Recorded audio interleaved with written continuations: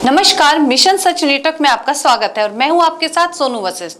खबरों की शुरुआत करते हैं अलवर की प्रमुख खबरों से। शहर कोतवाली थाना पुलिस ने अवैध रूप से शराब बेचने के मामले में एक युवक को गिरफ्तार किया। पुलिस ने युवक के कब्जे से अवैध देशी शराब भी जब्त की। थाने के हेड कांस्टेबल रामवीर ने बताया कि गश्त के दौरान मुखबिर के जरिए सूचना मिली कि एक युवक सफेद कट्टे में शराब भरकर बेचने की फिराक में खड़ा है। सूचना पर मौके पर पहुंचे तो युवक पुलिस की गाड़ी देखकर भागने लगा। पुलिस ने घेराबंदी कर युवक को पकड़ा। तलाशी लेने पर पुलिस को युवक के पास कट्टे में शराब के 52 पव्वे मिले। पुलिस ने बताया कि युवक रिंकू खदाना मोहल्ले का निवासी है। पुलिस ने बताया कि रिंकू पर पूर्व में अवैध शराब बेचने के मुकदमे दर्ज हैं। एक मुलजिम है रिंकू कलाल, जो अरुण कुमार एएसआई साहब गश्त कर रहे थे। दौरान मुखबिर सूचना मिली कि एक लड़का पुलिया का ये अपनी पुरानी ट्रेजरी जो महल चौक है वहाँ खड़ा है और कट्टा लेके वो दारू बेचने की फिराक है। मैं जाता कि उसको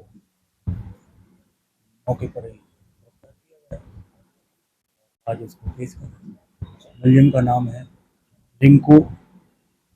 रिंकू सनोफ अशोक, जाति कलाल, उम्र 25 साल, निवासी खदाना मोहल्ला, रोड नंबर 2। कितनी शराब बरामद हुई इसके पास? 52 देसी टोल।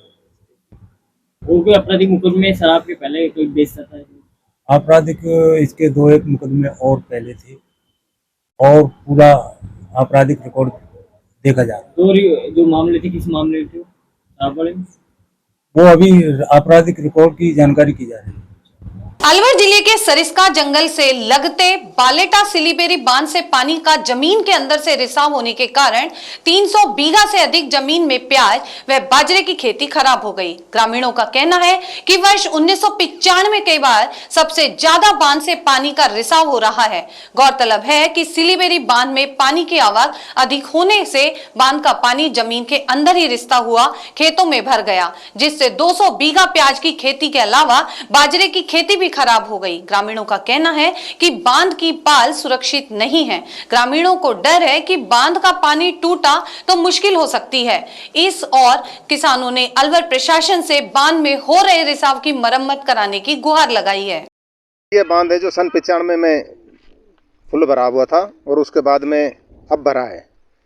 अच्छा, कहीं ना कहीं ये डैमेज भी हुआ है, खतरा साहब ये थोड़ा बहुत ये डैमेज भी है। प्रशासन भी वैसे लगा हुआ है, लेकिन और आवश्यकता है प्रशासन की और काम की। किसानों की कितनी फसल बर्बाद हो गई? किसान की फसल साहब करीब 500-600 बीघा फसल अंदर से और बाहर से ये गांव में नष्ट हुई है साहब। पानी कई जगह से यहाँ पर रिसाव कर रही है अभी तक तो, और जो भी यहाँ पर जितना भी आर पार का ये पुल है वहाँ पर कम से कम 3 या 4 जगह पानी रिसाव हो रहा है। धीरे धीरे अब इधर को आप देख ही सकते हो, फसलों में काफ़ी नुकसान भी हो रहा है। तो यहाँ से आगे तो अगर प्रशासन अब भी नहीं जाग रहा तो बाद में तो आपको खामियाजा भुगतना पड़ेगा। एक बरसात और आ गई तो फिर हानि भी हो सकती है। हाँ, अगर ऐसी बारिश फिर से आ गई तो पूरा बांध भरने की मुसीबत भी हो सकती है और इसके टूटने के भी ज्यादा आसार रहेंगे। अलवर की सिलीसेट झील पर राजस्थान जल महोत्सव 2024 का आयोजन किया गया, जिसमें वन मंत्री संजय शर्मा व निगम महापौर घनश्याम गुर्जर ने सिलीसेट झील पर जल पूजा की। इसे लेकर वन मंत्री संजय शर्मा ने बताया कि जल ईश्वर का तत्व है, इसका मानव जीवन में बड़ा महत्व है। इस बार इंद्र देवता खूब प्रसन्न हैं। पिछले वर्ष की तुलना प्रदेश इस वर्ष जल संग्रह की अच्छी स्थिति में रही है। इसके मद्देनजर राज्य सरकार ने राजस्थान जल महोत्सव आयोजन करने का निर्णय लिया। उन्होंने बताया कि अब की बार अलवर जिले के 3 बांध ओवरफ्लो हैं और अधिकतर बांधों का जल स्तर बढ़ा है। इससे भूमिगत जल स्तर भी बढ़ेगा, जिससे किसानों और आमजन को भरपूर पानी मिलेगा। जल जूनी 11 के पावन पर्व पर राजस्थान सरकार के जल संसाधन मंत्रालय द्वारा आज संपूर्ण राज्य में जहाँ जहाँ हमारे बांध हैं, पोखर हैं, नदियाँ हैं, तालाब हैं, उनका पूजन किया जा रहा है। जिस प्रकार से परमपिता परमात्मा ने और विशेष रूप से इंद्र भगवान ने संपूर्ण राजस्थान पर कृपा करी, जिसका परिणाम है कि हमारे अधिकांश बांध भरे भी हैं, बहुत सारे बांधों की चादर चली है। ये कृपा इंद्र भगवान की हम सब पर बनी रहे, क्योंकि जल है तो जीवन है। पानी के माध्यम से जहाँ तालाब भरेंगे, बांध भरेंगे, उसको लेकर के जब पीने को पानी मिलेगा, वहीं किसान भाइयों को सिंचाई को लेकर पानी मिलेगा। उसके साथ साथ आज हमने शपथ भी ली है कि जल अनमोल है, उस जल का हम संग्रहण भी करें, संरक्षण भी करें, तो ही जीवन बचेगा। इस कार्यक्रम के लिए मैं जहाँ पर राजस्थान के माननीय मुख्यमंत्री जी भजनलाल जी को और हमारे मंत्री सुरेश रावत जी को बहुत सारा धन्यवाद देना चाहूँगा। इस कार्यक्रम के माध्यम से आपने आम जनता को जोड़ करके जल संरक्षण का जो संदेश दिया है, उसके लिए मेरी ओर से हार्दिक बधाई। पेड़ पौधे हमें ऑक्सीजन देने के साथ ही पर्यावरण को साफ सुथरा व संतुलित बनाए रखने में विशेष योगदान देते हैं। इसी संदेश को लेकर नीमराणा के डाबड़ बास गांव निवासी एडवोकेट अशोक पनवाल ने अपनी बेटी का जन्मदिन पौधारोपण कर मनाया। अशोक पनवाल ने बताया कि अपनी पुत्री नर्मदा पनवाल के जन्मदिन पर 20 अशोका पौधे सहित अन्य पौधों का रोपण किया। इस दौरान उन्होंने लोगों से अपील भी की कि इस समय बरसात का मौसम चल रहा है, इसमें अधिक से अधिक छायादार व फलदार पौधों का रोपण कर क्षेत्र को हरा भरा बनाएं। अलवर शहर कोतवाली थाना पुलिस ने महल चौक SBI बैंक से 99 लाख से अधिक रुपए का गबन करने के मामले में पति पत्नी को गिरफ्तार किया।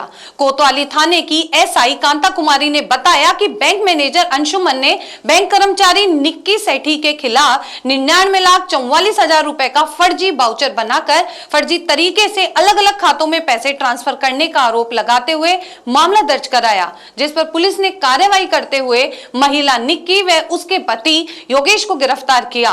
दोनों आरोपी scheme number 10 B housing board Diwanji के बाग के निवासी हैं, जो सूर्य नगर किराए के मकान में पहचान व नाम बदल कर रह रहे थे।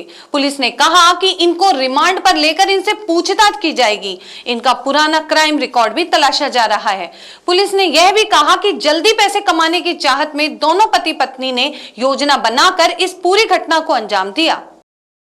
बैंक मैनेजर श्री अंशुमन जी SBI बैंक शाखा महल चौक ने दिनांक 6/9/2022 को थाना कोतवाली पर मुकदमा दर्ज कराया था कि हमारे SBI बैंक में पदस्थापित निक्की सेठी, जो पार्किंग खाते की इंचार्ज है, जिसने 99 लाख रुपए का फर्जी वाउचर बनाकर अनाधिकृत 20 अनाधिकृत खातों में ट्रांसफर कर ली।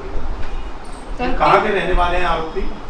निक्की सेठी ये और इसके पति ने मिलकर ये गबन किया है और इन्होंने 20 खातों में 99 लाख रुपए हैं और बैंक के फर्जी वाउचर बनाकर ट्रांसफ़र किए हैं।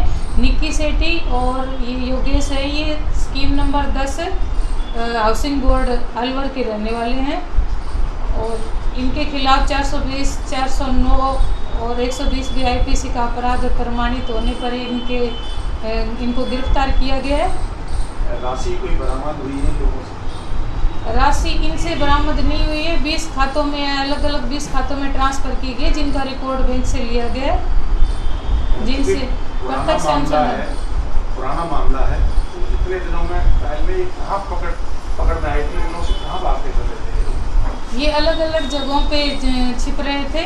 कल दिनांक 13/9/2024 को इन योगेश खत्री को सूर्य नगर से दस्तयाब किया गया था और आज सुबह इनको सूर्य नगर में ये कोई किराए का मकान लेकर रह रहे हैं, वहाँ पे दस्तयाब किया गया था निक्की सेठी को। दोनों के खिलाफ अपराध 420, 409, 120 भी का प्रमाणित होने पर गिरफ्तार किया गया। अन्य कोई प्रकरण दर्ज है इन दोनों के खिलाफ? अभी 2024 में ही कोतवाली थाने पर 420, 406 का मुकदमा दर्ज करवाया गया था, जिसमें इनसे अनुसंधान हो रहा है। और अब चलते हैं जिले की ग्रामीण खबरों की ओर। विराटनगर विधानसभा क्षेत्र में बाबा रामदेव मंदिर में श्रद्धालुओं ने पूजा अर्चना कर खुशहाली व शांति की कामना की। इस दौरान मंदिर को आकर्षक दूधिया रोशनी से सजाया। इस अवसर पर भंडारा व सत्संग सहित कई कार्यक्रमों का आयोजन हुआ।